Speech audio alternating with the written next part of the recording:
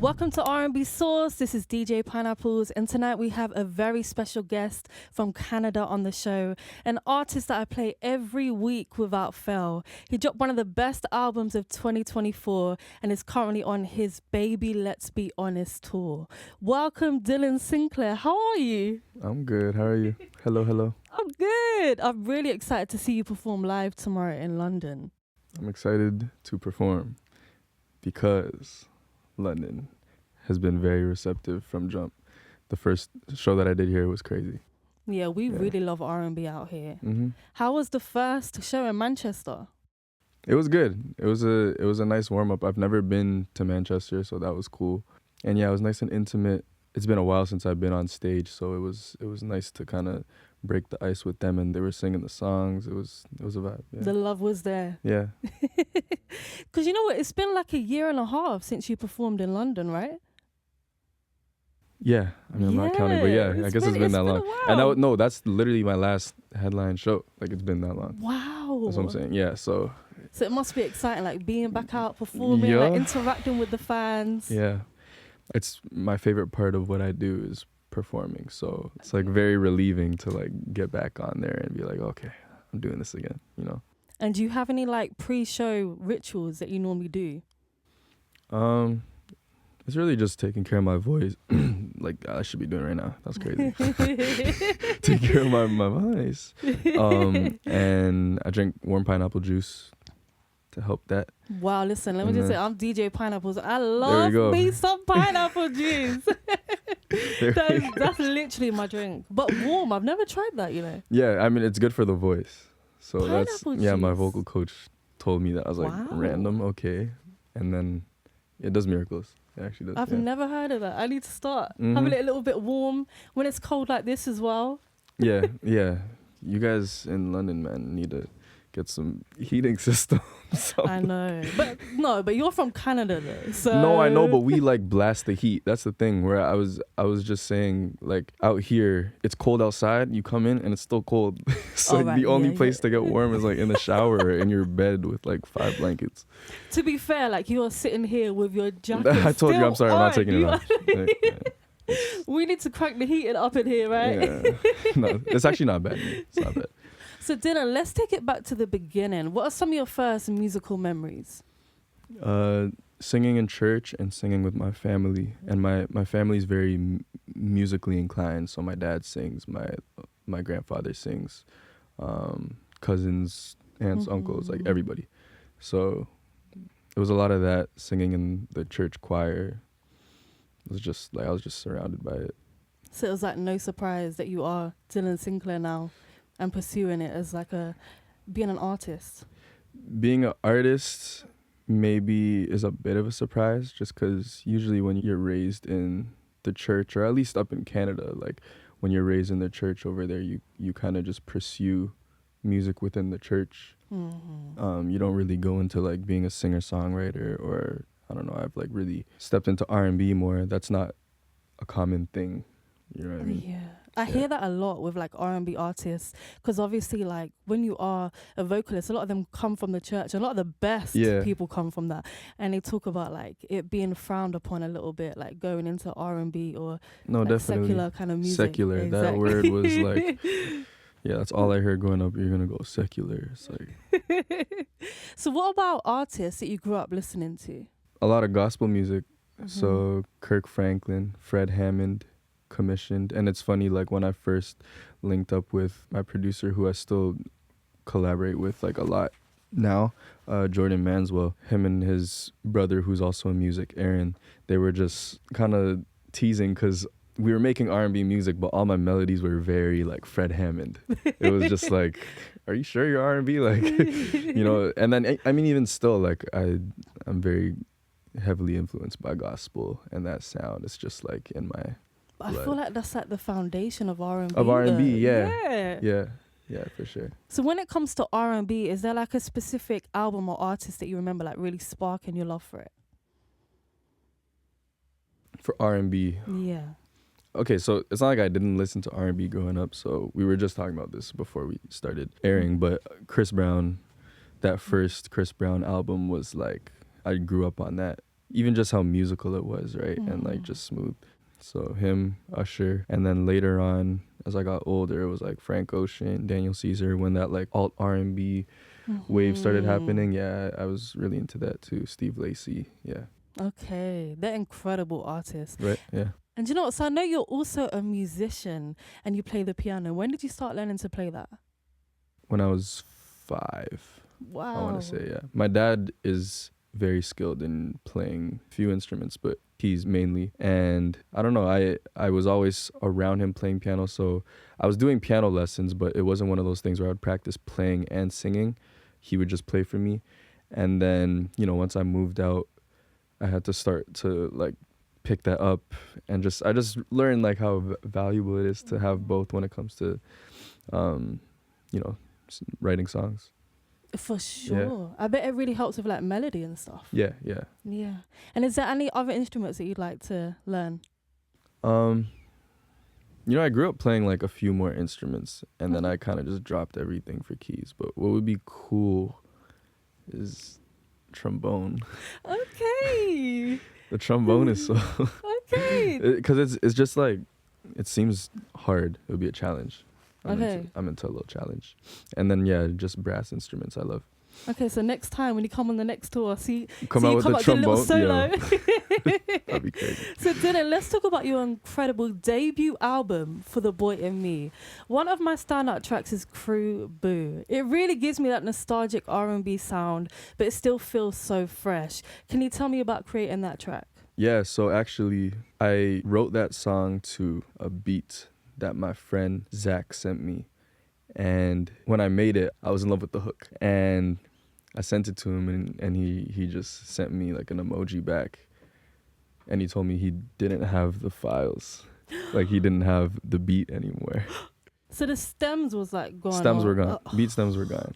Yeah. But the hook was so clean, and the beat, like just the bass line was fire. Like dun, dun, dun, dun, dun, dun, dun, dun. Anyways, we had to recreate it essentially. Wow. Which we didn't have a problem doing because it turned out fire. Like I still love it, and we just copied the bass line. It wasn't too hard to redo. But yeah, that was one of those songs where like initially we had lost the files to it. Yeah. So when you like compare what it was originally and now like the version that's out, is it much different? Yeah. But is it like for the better? I see the beauty in both. I mean, yeah. This final version is pretty fire. Like I do love the final version. And you know what? I just find it really interesting the fact that the song starts with an a cappella as well. Oh yeah. And it starts with the hook. Yeah. Like that's unique though. Yeah. Like yeah, and it like builds. And also, it just really gives me, like, if Donald Jones was around in 2025, like, making music, that's the kind of vibe it gives me. Like, it's, like, edgy but smooth. Yeah. I've been hearing this Donald Jones comparison. Have you? I love him. Yeah, Donald Jones is, like... Singer-songwriter, though, too. Like, multi-instrumentalist, like, OG, GOAT, yeah. Yeah, Donald Jones. Donald Jones and Joe are, like, my two guys. So, and who? Joe. Oh, yeah. Joe. But I too. also heard that track was inspired by Aaliyah's If Your Girl Only Knew. Is that correct? Can you tell us about that? You're not wrong there. I was just listening to a lot of Aaliyah at that time. That song came on, and it was just one of those where I was like, oh, I can relate to this story. Mm-hmm. Like, me being Aaliyah in that situation. I was just like, yeah, I can relate to this. So I just made my own version of that. Obviously, it's still, like, I always write from a real place and, like, just from my own experience. So I just pulled from that and, like, made it my own. Yeah. I love that. I love Aaliyah as well. One of the best. Definitely. Yeah. So another one that I've had on repeat is Slow Mo. I love your melody choices and the production. When the drums come in on the second hook, it hits. Could you give us some insight into how that session went? How did that song come about? Slow-mo? I wrote that to a guitar loop. And then once again, I fell in love with the hook. It was just the one note, but like slow-mo. I was like, oh, there's something to this. And I brought it to Jordan Manswell, my producer, and he sauced it up with my boy Brian. And yeah, that's really it. Like, it just happened very beautifully where we didn't even end up using the guitar loop, I don't think, throughout the whole song, maybe until the end. We just took it out and just like redid the whole production. I love to do that. Like I just need like something very simple in my process. I just need something very simple to write the song, and then we can even take out the whole beat and like remake it just so that it fits the world of the project. Yeah. So you like to have like the song first, and then you can like build around that. Yeah. Okay. Yeah. And that's even like when I write on piano as well too, right? It's just like I write my demo and then we take it, because I like to wear different hats. I like to be a part of every part of the process, but maybe one day I'm really in a songwriting mode and I'm not there to produce. I'm not present. So I need to just wear that hat that day, and then another day we can get into producing. And then when it comes to producing, it's like I might want a blank canvas and we just start again. Yeah. I love the synth solo at the end of that track as well. That really stands out to me. Oh yeah. Yeah. No, me too. That's That's my boy Brian. Shout out Brian Allen. He one take. Boom. Wow. Yeah. And I love the reference to Jodeci as well with the feeling. I was like, yep. So something I really feel you and your team have created is your own distinctive sound. A big standout feature of your music is the way you keep things interesting from start to finish. You pay attention to every detail, and your outros are incredible. I appreciate it. No, you really do. How important do you think it is for an artist to have a sound and develop a style unique to them? I think that's everything. You have to stand out some way or another, especially in this climate of music where the market's full of, 100,000 songs on Spotify a day. Much, yeah. And yeah, you need to have your own way of standing out. I really believe in that. I fall in love with all the artists that have their own sauce. That's like, if you see my playlist, it's a lot of the same artists over and over again, but it's they have their sound, you know? Honestly though, like when I listen to the album, I'm just like, the outros are crazy. It's like 2 songs in one almost. And Narcissist is a song that really stands out as well for that. Like the end of that track with the piano as well. Yeah. Absolute fire. Appreciate it. And I've got to say, I love the bridge in Lemon Trees. It really takes a song to another level. And you know, like in R&B nowadays, I've kind of noticed that bridges are less common. So I want to know your opinion on that. I do find that they're less common. That's like definitely, I mean, songs are way shorter too. And do you feel like they're an important part to R&B? I mean, that's the roots of R&B, right? It's like you have the gospel influence, I think, is one thing that R&B comes from. And then, yeah, that as well, like just bridges, repeated hooks. Like I don't think that every artist needs to do that though. I won't say that. Like I think there's more traditional artists and there's more like contemporary artists that like to do their own thing and break the rules and give one verse, one hook. Like Pookie's Requiem, for example, by Sailor. Like that's like such a short song, but it's amazing. Yeah, that song is killing it right now. You know what I mean? So yeah, I don't think there's any rules for real. Like I'm still one to break rules. You know what I mean? But yeah, I love a bridge personally. Yeah, for sure. So in the process of recording your album, how much songs would you say that you recorded? Probably around like 50. Okay. Yeah. So what is like the process of what's going to make the final cut? I draw out the story and then whatever bangs. And honestly, I like a good hook, so it's usually that. And do you have like other people as well that you kind of bounce off and kind of get their opinions? Yeah. There's like a whole team. Yeah, I mean it's still pretty tight. Like I can't take too many opinions. I go crazy already with myself. So I need like 3 people where like their input is very valuable, and then I have like, you know, there's like levels of circles. Yeah. And the sequencing on the album, it feels very intentional. You have interludes and songs like Sweet Life really fit as perfect album openers. How long did it take to perfect the track list order? You don't want to know. You don't want to know. Really? Yeah, that was like most of the break, to be honest with you. Really? So you had the songs and it was just like, what's going to go where? It's what's going to go where. It was adding bridges, stuff like that. I was just being very meticulous and turning into a crazy person. But yeah, the sequencing, because I do care how songs flow into each other and like just the energy of the project, I was being very meticulous. So it was a while. But do you know what? Yeah. Congratulations, because you executed it amazingly. Thank you. Like, incredible. I appreciate it. Honestly. Even Narcissist is like over 2 years old. I didn't want to put that out, and my team was like, you need to put this out. Well, you wasn't going to put it on the album? No. No! What?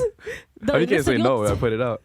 No, but it was your team. Like, Dylan, why? That song is like such a standout to me. Like, I love that song. Yeah, it took, honestly, it just took a certain level of like maturity, and I needed to like get over myself to put that one out for real. But nah, I can acknowledge that that's a good song. Like, even performing it in Manchester the other day, I was like, okay, we made the right choice. Exactly. Yeah. And I also want to talk about the girl in the interludes. Like, what's the story behind that? Oh, not too much. Is it like a personal thing? Or is it? Yeah. Yeah. But yeah, it tells the story. It tells the story of my life in a very concise way. Yeah. I love an interlude though. Like, being obviously R&B, old school R&B, we really had a lot of interludes. Oh yeah. And it really does just make a project, I feel like. I think it so. Cohesive. Once the interludes came in, I definitely felt the whole project tie together. I was like, okay, I think we have it. Exactly. Yeah, that was the last part. Yeah. And back to Making Love as well. You have another singer on it. Yeah, I have 3 other singers on there. So Rowena Physics, who's an incredible artist. I love Rowena. That's my homie from high school. Like, we've been locked in for a minute. She's amazing. Shout out her. And then Jules and Mel. Those are the three singers that I had on there. And they were actually, what that was for me too was they're the same girls that sang on my first project ever. Okay. I'm talking from back in high school, so 2018. That's your first release, isn't it? I remember, yeah. Yeah. So what that was for me was like, just in those moments while I was creating the album where I was kind of getting less excited about making music, I just needed some sort of reminder as to why I do it in the first place. You know what I mean? It was like kind of going back to my roots and like, who are the people that I started this with. That was so important to me. And I noticed that you're credited as a songwriter on every track. Has songwriting always been something that you've been really passionate about? I was writing before I was songwriting and like making music. So writing's always been very important to me. Yeah, I wrote every lyric on this album. I love it. And songs like Forever and I Miss You as well. It's like really vulnerable. We love that though. Like, we need stuff like that. Yeah, for sure. I think that's a lot of what R&B is too, right? Like 100%. The singing in the rain and all that kind of stuff. Put it out there. Exactly. Yeah. So bringing it back a bit, I remember when you dropped Fly Girl and I was so excited for like the new era and I was like, oh, what's going to be the next song? And then you took some time off before releasing For the Boy in Me. Can you tell us about why you decided to take that break and what that time away from the spotlight meant for you personally and creatively? I guess, I mean, I kind of touched on it before, but there were definitely moments where I was just, you could say going through it in a way, right? Like, I was unsure about a lot of things, and it was a lot of work that I needed to do on myself to like just move forward and push through. And I wanted to work on my craft. I wanted to gain that confidence just in my craft. From songwriting to producing, I started producing a lot more. And yeah, it took, I guess, between Fly Girl and Lemon Trees, it was like 9 months or something like that. So would you say that you're a perfectionist? Yeah, I'm a perfectionist. I feel like so much artists are. No, the OCD kicks in, and it's not even just in music, like it's everything. Like, I'm one of those people where it's like, if there's things on the table, like I'm straightening them, and like I get crazy. So how did you like manage to kind of get out of your head and just be like, okay, we're gonna go for it and start releasing? It was just time, and it felt like, once it felt right, it felt right. I didn't feel rushed or anything, but when it felt right, it just did. And my team 2 definitely was like, hey, quit playing, bro. To be honest, it really was worth the wait though. So, I appreciate that. You delivered. I appreciate that. And yeah, hiatuses are not flying no more. We're not doing that. Okay. Yeah. So no more 9 months. You're saying 9 months. It felt long. No. I think it was 9 months though. It was like, because it was August 2023 or something like that, right before I came here for London. And then Lemon Trees was June. 10 months. There's a lot of pressure now though Yeah. on artists to be releasing a lot. And it must be a bit intense. Like, I can't imagine. That's why I had to check myself and my love for the music. And now I'm like, okay, let's go. Like, I'm excited for putting out more. Okay, Dylan, let's get into some questions about your taste in R&B, okay? Sure. So I want to know, what's your top 3 modern day R&B classics? Coco Jones, I See You. That's an incredible song. Yeah, that's like number 1. Mutt by Leon Thomas. It's a very special song. It definitely is. It's very unique, the sound. Yeah. It's like Leon. Yeah, no, he's got his own sauce for sure. And then Always Daniel Caesar. Yeah. Always Daniel Caesar. I feel like it's just like the love songs. Like those, well, Mutt is not a love song. But but Always and I See You, you know what I mean? It's just those like love songs just stand the test of time. For sure. So what about your top 3 R&B albums, but this is of all time? Okay. You said that I just have to say how I feel today because it changes all the time. Okay. Amory. Let me just say, what album? Because if you're on about that album, I'm on about. That's definitely up there. You know which one I'm talking about. All I have. Of course. That's the one. Yeah, That's Rich Harrison and her, they got Rich locked Harrison, it in. man. Rich Harrison is a genius. Man. Where is he? Where is he? I don't know. I need to get a hold of him. No, you definitely. That would be fire. Yeah, that's like one of the OGs I would love to connect with. Yeah, so D'Angelo, Voodoo, that's always in the list. And Channel Orange, Frank Ocean. Boom. They are great picks. And Voodoo as well was at the 25-year anniversary, like a week ago or something. Like really recent. Yeah, D'Angelo is a living legend. Very special artist. So what about, you mentioned like you'd like to work with Rich Harrison. Who are some other producers that you'd like to get locked in with? I would love to lock in with Raphael Sadiq. Nice. Everything he touches just seems to like hit the right spot for me. Yeah. Steve Lacy. And then even out of like the new cats, like Ombre, I still haven't cooked with her. Layla's sick. Yeah. Leon and I have gotten in, but we need to revisit that. When did you get in? Was it a while ago? This was like maybe last year, but it was like we kind of just linked up. Like I like to have some sort of relationship with whoever I'm working with, so we were kind of just in the studio kicking it. And we didn't really get around to making much music, but Leon, Ombre, Layla for like the new school producers. Yeah, she's really cool. Really mess with, She's fire. So who is Dylan Sinclair listening to in 2025? What's on your playlist? Right now, K1, Saw Baby. Who else, John? I don't know. K1 and Saw Baby and Layla. You went to the Kehlani show, right? I feel like I saw that on your story. Yeah, I was there. Yeah. How was that? Was it a vibe? Yeah, man. She's in her like rock star bag right now. I don't even know. It's crazy. Kehlani. Yeah, no, she's killing it. And the band was phenomenal. K1 came out. She snapped. Yeah. No, yeah. I didn't get to go. I was unwell on Wednesday, but I know that she was unwell in London as well. But by Manchester, I'm sure that she must have been back to health because she had like a vocal, like people come and everything. Yeah. But she powered through and people said that it was a great show. No, she powered through. Like that was like 2 hours of belting. Wow. I was like, how do you do this? Like your voice shouldn't be able to do that. So yeah, kudos to her.